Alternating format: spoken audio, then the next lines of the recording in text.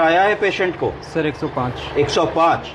अगर एक ऐसी सिचुएशन हो कि मरीज को 105 बुखार हो, आईसीयू सेटिंग हो, आप सारी चीज़ें कर रहे हो, अर्थात आप बुखार उतारने की दवाओं में पैरासीटामोल का इन्फ्यूजन दे रहे हो, मेफेमिक एसिड दे रहे हो, और भी जो दवाएं दे सकते हैं एंटीपायरेटिक दे रहे हो, और बुखार नहीं उतर रहा है, 3 आसान विकल्प।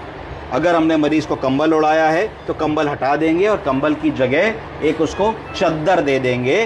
पहला काम ऐसा क्यों करेंगे? जिससे कि शरीर की गर्मी बाहर निकल सके। दूसरा क्या काम करेंगे? हम फैन चला देंगे। फैन चलाने से भी बुखार मरीज का कम होगा। तीसरी चीज़ हम करेंगे कि ठंडे पानी की पट्टी लगाएंगे। कोई बता सकता है कि ठंडे पानी की पट्टी क्यों लगाएंगे? जी सर। उससे क्या होगा?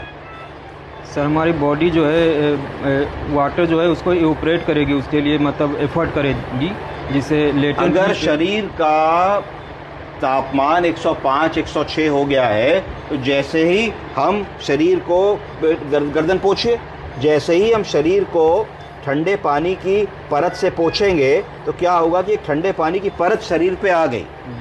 इतना तापमान है, शरीर जल रहा है, तो इस पानी को इवेपोरेट होना होगा। क्या होना होगा? भाप बननी होगी।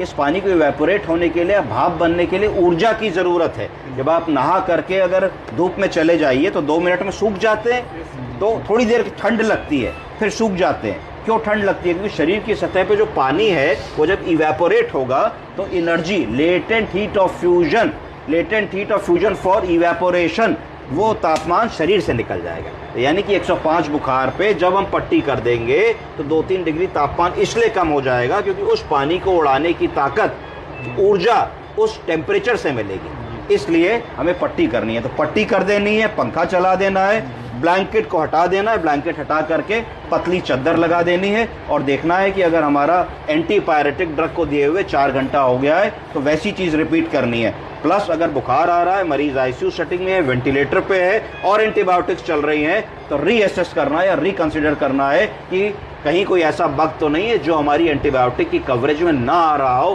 क्यों 4 दवा चलने के बाद भी उसको बुखार आ रहा है। ठीक है जी, थैंक यू।